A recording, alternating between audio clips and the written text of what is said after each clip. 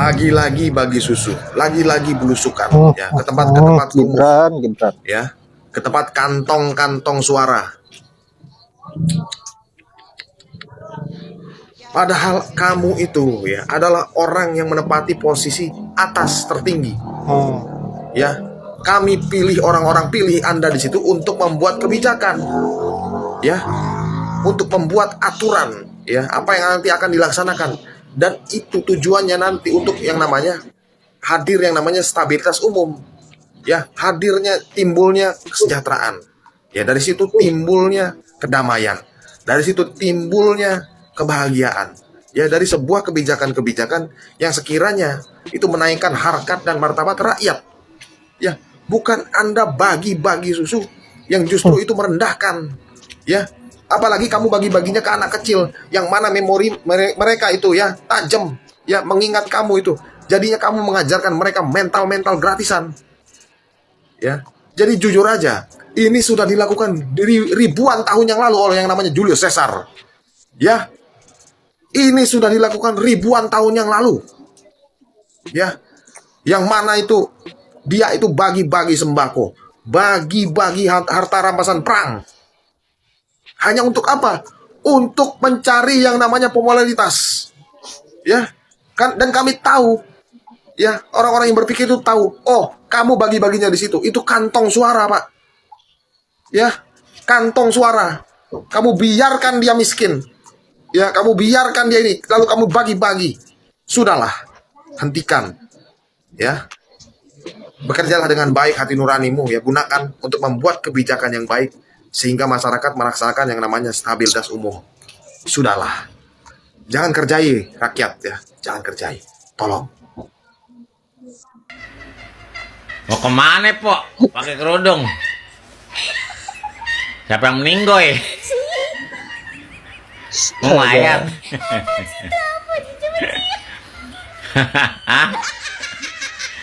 Katanya jangan main politik identitas. Kok sekarang pakai kerudung mau pici? Aduh. Kalau mau kondangan gue temenin. Hah? Apa mau ngambil rapot anak sekolah? Hah? Tapi gue demen kalau begini, ya enggak? Nggak apa-apa kali aja jadi beneran muslimnya enggak? Ya, kita doain yang terbaik ya. Ya, Po ya. Semangat lu, Po. Belusukan, Po. Mantap. Buat saudara-saudaraku yang di DKI Jakarta, awas hati-hati, ada yang belusukan nih. Yang dulu sering ngata-ngatain Pak Anies politik identitas. Padahal Pak Anies semua orang Islam, jelas pakai peci, datang ke majelis taklim, wajar. Lah dia gaya menyapa. Aduh, sekarang pakai udungan, ikutin nyata ke Eci, pakai Eci Uti. Kamu udah aja ya. Aduh, hati-hati ya, biar pada pinter ya, jangan terkecoh. Jangan terkecoh, Perguso. Ini ada yang baru dan lucu dari keluarga Sandiwara presiden. lagi. Lah omongan bapak sama anak kok yang nggak nyetel. Raklop, blero ya, tumbang dalam bahasa nada. Kata si bungsu, bapaknya akan turun gunung pada kampanye pilkada Oktober mendatang. Wah ya kok kayak Pak B ya turun gunung. Yang pantas jadi pertanyaan itu yang ngapain presiden bakal berkampanye buat calon kepala daerah PSI? Ngapain? Karena yang bicara ketua umum PSI sama statusnya anak bontot, terus Mbak Yus kudu percaya? Orang aku percaya Gusti Allah. Mutra dengan Nabi. Biasanya anak ragil atau anak terlahir belakangan itu pada disayang orang tua. Biasanya. Artinya apa yang diminta mesti direalisasikan. Namun Pak Jokowi malah merespon bila kampanye pilkada itu jadi urusan PSI. Wait Pak. Jadi ini yang bener yang mana gitu? Yang bener itu gimana? Iya, tapi mulai main drama lagi nih kepala negara nih. Persis kayak pas waktu mau pilpres. Ya, KPU baru saja merilis seputar peraturan batas usia minimal cagup ataupun cawagup, calon wali kota ataupun calon wakil wali kota, ya intinya pilkada lah. Nah, di sini ada yang menarik, yakni calon terpilih harus berusia 30 tahun ketika dilantik. Bahasanya ini memang sering dirubah-rubah atau dibikin agak muter dikit ya. Kayak dejavu gitu loh. Kayak kemarin sempat ada putusan Mahkamah Konstitusi soal ya minimal usianya 35 tahun tapi yang pernah atau sedang menjabat. Kayak dejavu gitu loh kata-katanya. Cuman memang tujuannya satu, tapi kayak diputer biar warganya tuh kayak gini kayak gini. Tapi rakyat Indonesia tuh udah pinter, ngerti gak sih? Sekarang digadang-gadang Kaesang itu untuk maju jadi gubernur DKI Jakarta. Itu kemarin santer tuh beredar di mana-mana. Tapi Kaesang itu sedang berumur 29 tahun. Ya kan? 29 tahun, dimana Kaesang itu akan berumur 30 tahun ketika nanti dia berulang tahun di Desember tahun ini 2024. Makanya itu tuh tertulis berumur 30 tahun ketika dilantik.